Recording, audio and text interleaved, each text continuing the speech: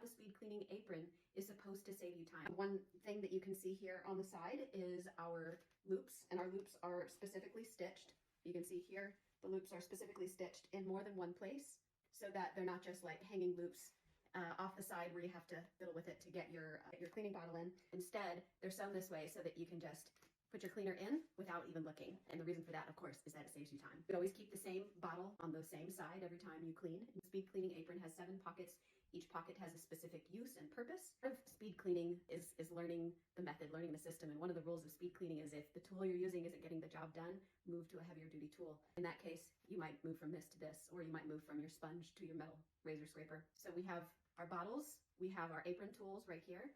We have our cotton cloths or whatever cleaning cloth you're using in your business or while you're cleaning. Wet stuff for our debris. We have our pocket for our cleaning cloths.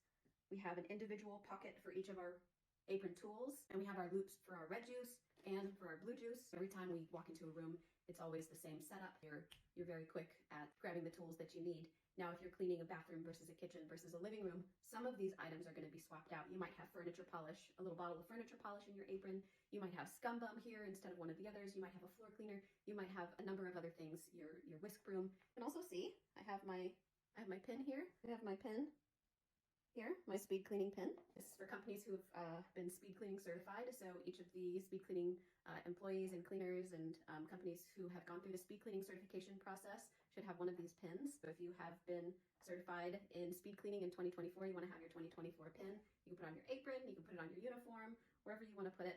I like to keep it on the apron. I'm currently not wearing a uniform. That is the speed cleaning apron, all explained. Go get yourself an apron and save yourself tons of time.